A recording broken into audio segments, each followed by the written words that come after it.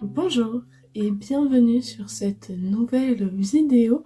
Aujourd'hui, on va faire un petit bilan lecture du mois de juillet à décembre en 2025, donc l'année dernière. Je vais répéter ça à toutes les vidéos de janvier et il y en aura plusieurs, normalement, si je gère bien. Aujourd'hui, du coup, petit bilan de tout ce que j'ai lu, avis, spoil et non spoilé. On a des lectures, il y en a... Il y a aucun livre qui est récent. Moi, je suis pas les actualités littéraires. À chaque fois, il y a quelques mois de décalage, tu vois. Quelques années de décalage même. Mais c'est pas grave, c'est toujours intéressant. Ça fait découvrir des livres. J'aime beaucoup. Et quand je regarde des vidéos comme ça, j'ai envie d'acheter des livres. Sauf que là, la différence, c'est que maintenant, j'ai une paye. Et là, je peux faire des bêtises. Mais on va se contrôler parce que la maturité.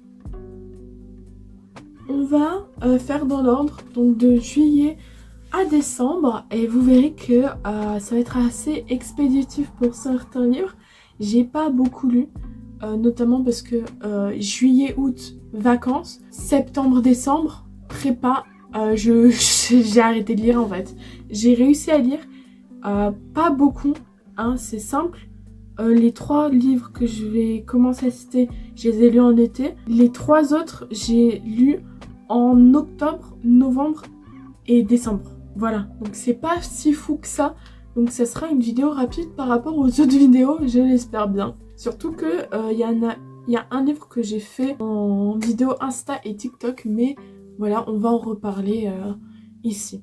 Donc on commence avec Walking Dead tome 2, qui est un comics. Alors normalement j'en ai pas parlé dans la dernière vidéo, j'espère pas, et sinon je vais me répéter. J'avais commencé le comic tome 1 il y a longtemps et j'avais pris le tome 2. Je sais pas si je les ai pas enchaînés, je sais plus trop. On a le tome 2 de Walking Dead en comic et je n'ai pas lu la suite parce que j'ai pas aimé, j'ai pas accroché.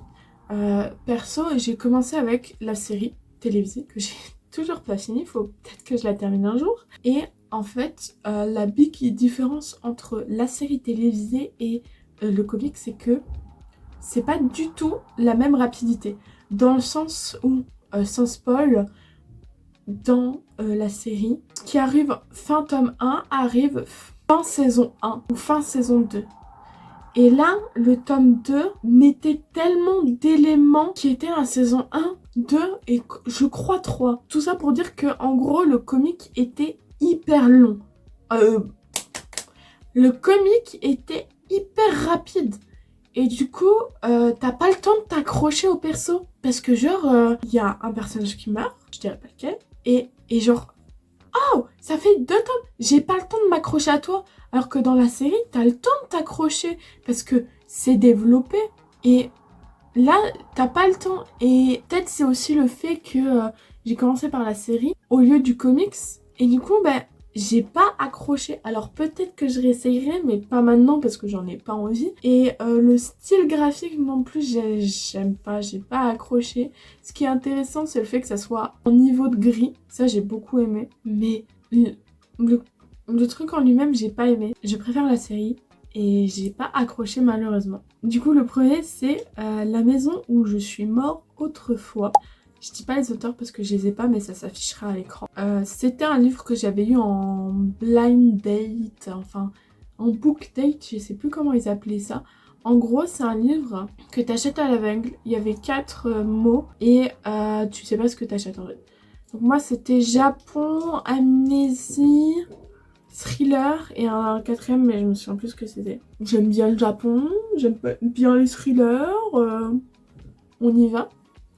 La couverture du livre de poupée, je me suis dit, je vais clipper ma race. J'ai mis 8 sur 20 sur Livre Addict. C'est bon pour vous? En gros, lui, j'en ai fait une vidéo sur Insta et TikTok. J'ai pas aimé ce livre parce que un thriller pour moi, donc c'est une enquête. C'est une enquête en gros. C'est une enquête, un truc palpitant, un peu horrifique et tout, où tu est capable de comprendre ou de deviner la fin. Tu peux comprendre, tu peux la deviner, bravo, chapeau l'artiste à ceux qui la devinent. Ou alors faut que ça te mindfuck, ou alors faut que tu aies une réaction en mode mais non, mais oui, tu vois, des trucs comme ça, tu vois.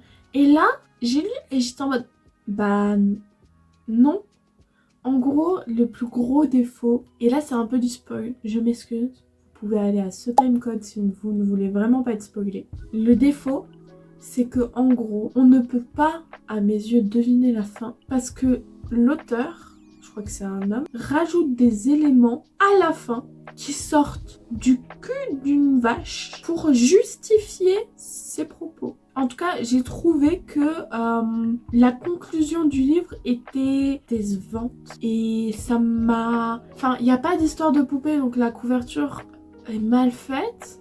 L'histoire en elle-même, bah la conclusion en fait elle est bizarre, elle va pas avec l'histoire je trouve, donc j'ai pas aimé. Donc pour la maison où je suis mort autrefois, ça a été un petit plaisir au début et arrivé à un moment du livre j'ai arrêté d'apprécier. Donc c'est pas souvent que les livres me déçoivent et là il m'a déçu malheureusement.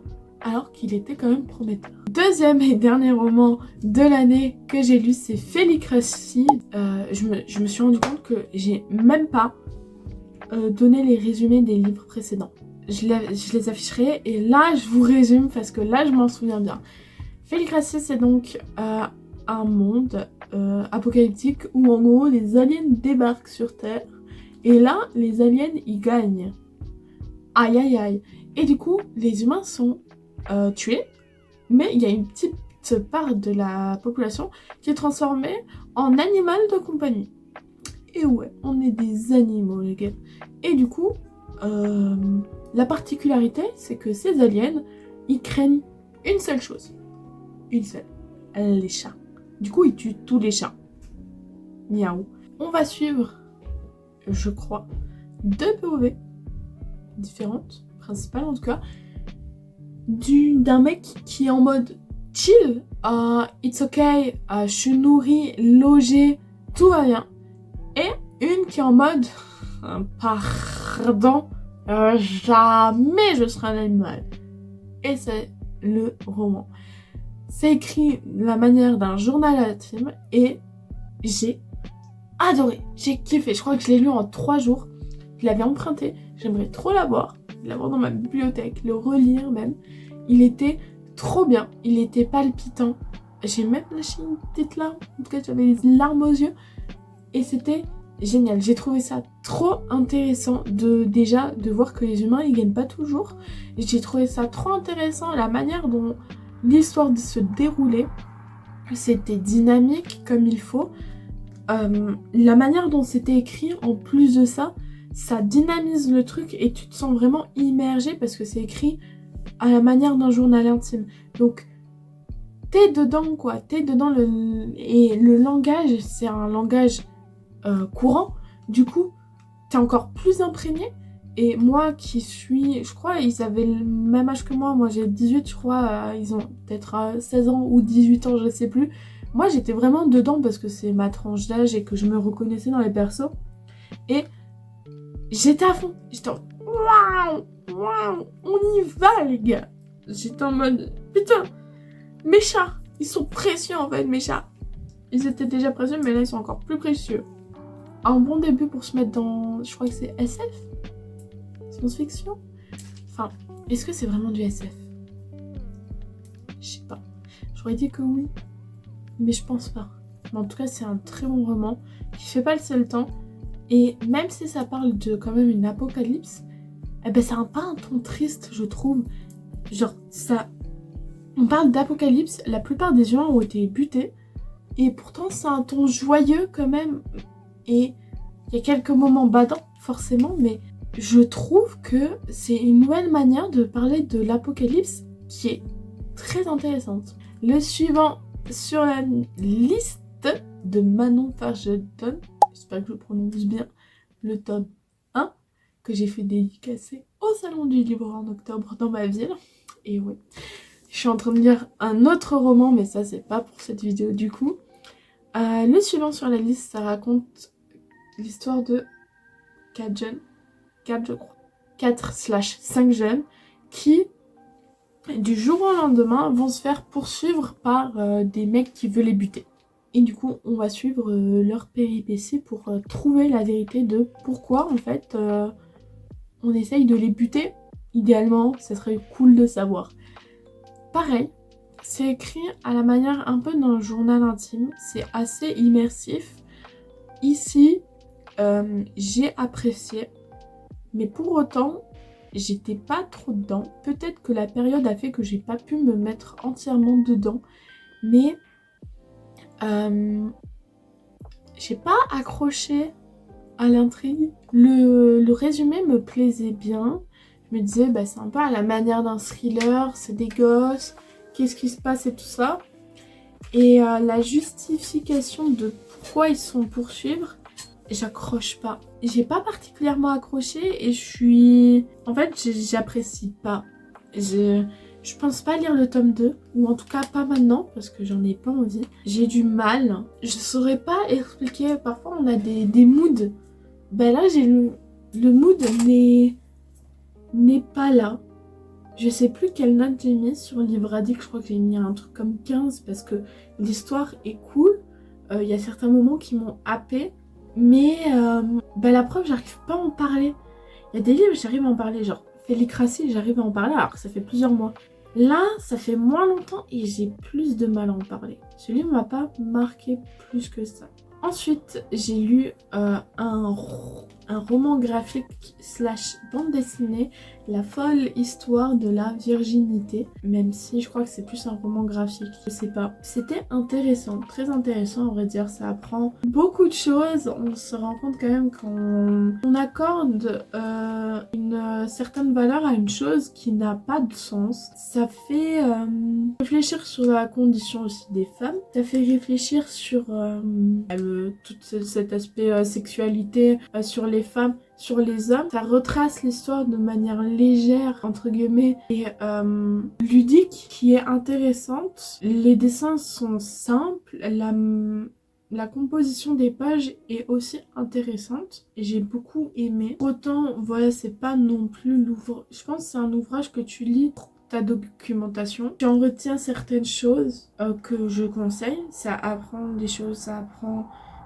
Personnellement, ça m'a fait réfléchir parce que c'est des sujets quand même qui m'intéressent et qui me concernent. Et j'étais dedans. Pour autant, c'est pas le livre que tu vas vouloir envie de relire, à mon sens. Encore une fois. Très intéressant, tout du moins. Ensuite, j'ai lu Elle, tome 1, une bande dessinée que je voulais lire depuis longtemps, notamment à cause de son style graphique. Magnifique, une beauté, j'adore.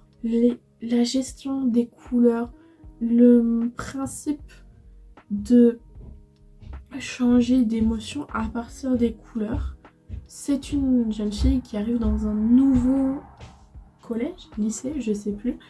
Et en fait, on va comprendre qu'elle a un trouble dissociatif de l'identité qui est exprimé par sa couleur de cheveux. Et je trouve ça hyper intéressant, la manière dont c'est transmis.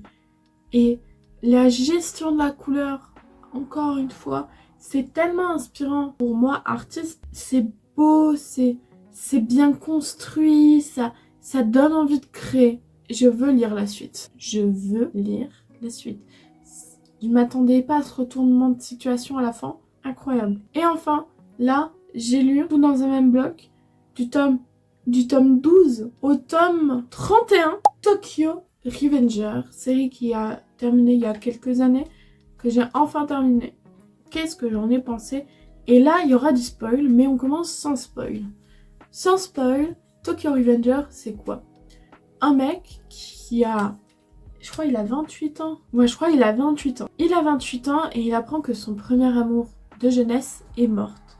Et là, il réalise que, il a rien foutu de sa vie. Il a un travail de merde, son premier amour est mort. Et il est en mode, putain, qu'est-ce que j'ai fait de ma vie? Et d'un seul coup, il se fait pousser sur les rails d'un train et il se fait buter. Mais au lieu de mourir, il se réveille 12 ans en arrière. Et il réalise que, en fait, il a voyagé dans le temps 12 ans auparavant.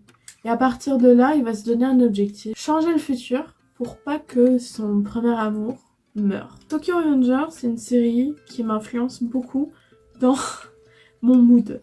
Quand je lis Tokyo Revenger, j'ai envie de me battre. J'ai envie de conduire des motos et être dans un gang, d'accord? Et là, quand j'ai enchaîné 12, 30... j'étais en mode, venez là, je vais me battre, je vais vous battre, bah! J'avais lu jusqu'au tome 24 et en fait j'avais arrêté. J'avais attendu d'avoir jusqu'au tome 31 et après je m'étais tout refait. En début d'année j'avais fait 1, 12 et là j'étais en mode faut que je reprenne. Donc j'ai fait 12, 31. Donc j'étais à fond, j'avais envie de bastonner tout le monde. J'étais en mode les gars, trouvez-moi un gang, j'y vais. Spoiler, j'y suis pas allée parce que j'ai pas trouvé de gang. Moi je veux bien manger le gang, tu vois. Ça je sais pas si je le mettrai. Bref. Donc le mood, tu vois, moi ça marchait bien. Les dessins je les trouve hyper immersifs. Les émotions hyper intéressantes. Le personnage principal qui s'appelle Takemichi Anagaki, extrêmement intéressant parce que c'est pas le mec qui commence faible, qui arrive fort, hyper musclé, il était gringalé, il arrive, il a 40 kilos de muscles en plus, il bat tout le monde en un seul coup de poing, il est waouh. Non, lui, du début à la fin, il reste pareil physiquement, alors que tous les autres, ils sont forts sa race, ok. Il défonce tout le monde avec un coup de poing, lui il faut un coup de poing, on lui met une baigne et finit au sol. Il est hyper intéressant, parce que c'est pas le cliché des héros shonen qu'on a l'habitude d'avoir. C'est vraiment le mec normal en fait. Un mec qui est dépassé par les événements, qui a un objectif et qui va pour autant tout faire pour y arriver. Et c'est ça, je préfère 1000 fois le mec qui chiale, qui en a marre, qui se plaint, qui n'y arrive pas, qui recommence, que le mec qui dit ok, moi je vais y arriver, qui atteint un objectif de zinzin, qui est irréalisable en aussi peu de temps pour un être humain lambda qui lit le manga et qui est en mode j'arrive à mes objectifs parce que j'ai fait ça en 6 mois et maintenant je vais tout défoncer. Je trouve ça tellement inintéressant comparé à un mec qui est faible physiquement mais qui mentalement traverse des épreuves. Il est humain, Takemichi Anagaki. Il est humain et cette série m'influence dans ma manière de créer parce que juste, il est humain. Et ça montre qu'on peut faire un héros qui est humain et qui pour autant, c'est à mes yeux l'un des mecs les plus forts du manga. Parce que juste, il est humain et qui n'abandonne pas. Même si là, ça peut paraître du spoil, en fait, ça peut pas être du spoil dans le sens où faut lire pour comprendre ce que je dis. Je pense, je peux me tromper, que les personnes qui auront lu comprendront. Il a une force, Takemichi. Il a une force. Et rien que pour ce personnage-là, je conseille cette lecture. Maintenant, on va passer au spoil. Donc, le timer pour ne pas se faire spoiler. Et je vous conseille de ne pas vous faire spoiler. Maintenant, on spoil. Le manga, il aurait dû s'arrêter, je crois, au tome 24, je crois, ou un peu moins. Et il a continué, il me semble, parce que l'animé, il est sorti, ça a cartonné. Les gars, ils ont dit, tu peux rajouter des tomes, s'il te plaît? Il a fait, ok, il a rajouté des tomes, ok, il aurait pas dû. Je trouve que l'arc qui vient après que Mikey et Draken, ils apprennent que Takemichi, il voyage dans le temps, est inintéressant et inutile. Ça sert de rajouter plein de personnages qu'on n'a pas vraiment le temps de retenir. Perso, j'en ai pas retenu parce qu'ils nous en ont introduit 10 d'un coup. Rien qu'on capter. Il rajoute 10 pour terminer quelques tomes plus tard, faire une bataille finale. On la voit et on la voit pas trop. Pour au final apprendre qu'en fait, depuis le début, un autre mec voyageait dans le temps. Et en fait, Mikey, il était comme ça. Et en fait, et tout ça pour finir comment? Bim, voyage dans le temps quand ils avaient 3 ans. 5 ans. 5 ans les gosses. Et en plus, 5 ans les gosses, ils refont toute leur vie pour arriver en mode happy ending. Tous les gens qui sont morts, en fait, ils sont pas morts. Honnêtement, ils se seraient arrêtés à... Ils remontent dans le temps. Ils se marient. Tout le monde est content, y compris Mikey. Très bien. Voilà, il a réussi. Il a finalement réussi son objectif. Mikey a réussi à se reconstruire. Difficilement, mais il a réussi. Voilà. Je trouve que ça gâche. En fait, maintenant que j'ai lu la fin, ça décrédibilise le début. Donc si t'as envie de relire, à mes yeux, tu peux pas ressentir ce que t'as ressenti à ta première, deuxième lecture avant de lire la fin. Dans le sens où Badji, il meurt dans le début, mais on arrive à s'accrocher. Quand il meurt, ça nous casse les couilles. Ouais, c'est chiant.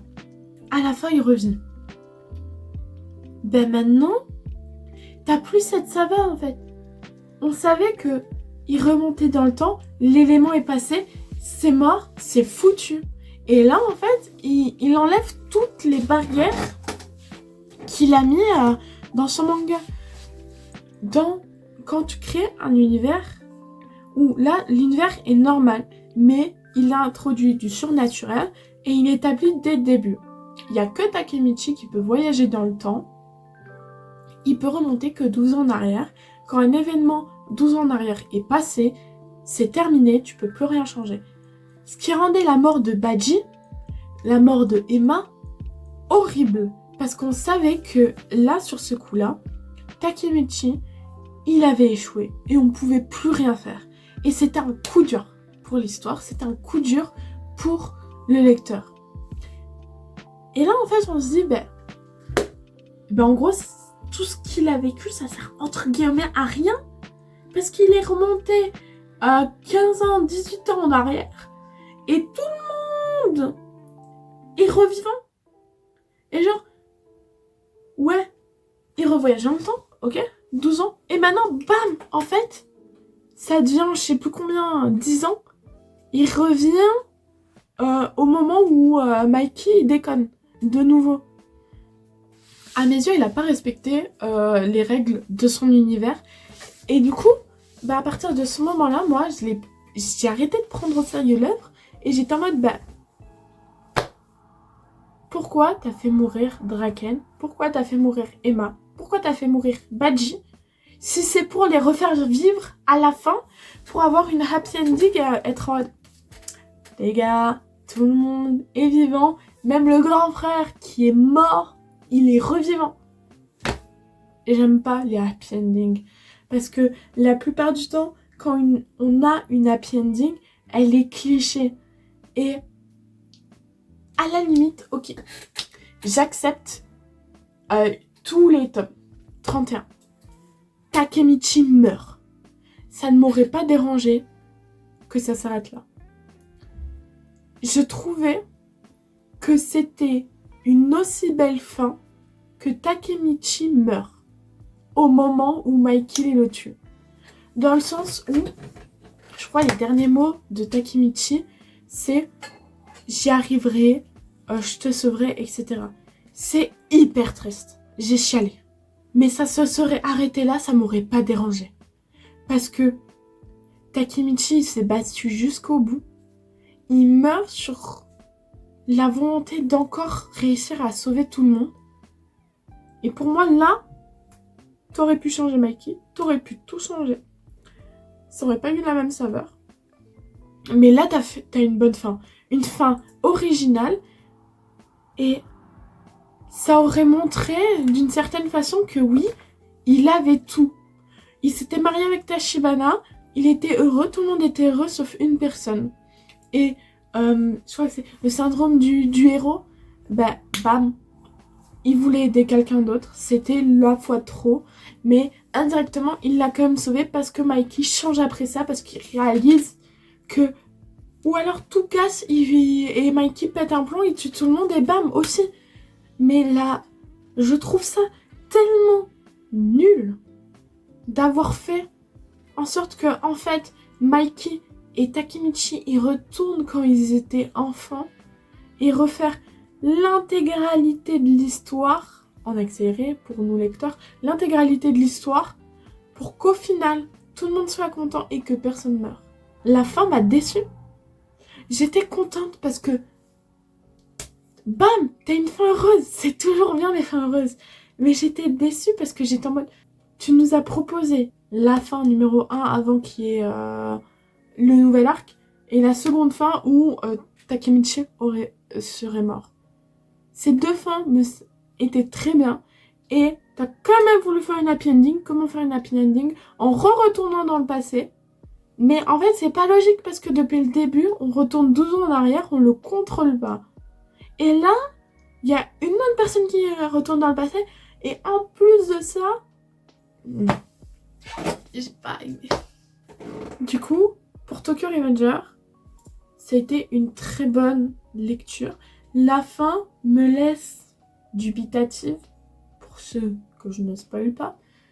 Mais pour autant, dans ma manière où je veux faire mes histoires, ça apprend beaucoup.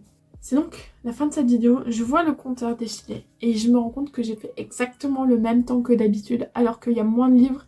Mais le Tokyo Revenger là, sur la partie spoil, j'y suis allée, j'avais besoin d'en parler. Ah! Donc voilà, j'espère qu'il y aura plus de lectures en 2026. Peut-être il n'y en aura pas, peut-être il n'y en aura peut-être pas. On ne sait pas. En tout cas, c'est l'un de mes objectifs de lire. J'ai beaucoup de livres à lire, j'ai beaucoup de livres que j'ai envie d'acheter et de lire. Mais bon, voilà. En tout cas, j'espère que mes propos vous auront un minimum intéressé. Je vous dis potentiellement à bientôt, et sinon pas à bientôt, passez une bonne vie, une bonne santé, et amusez-vous bien. Voilà. Au revoir.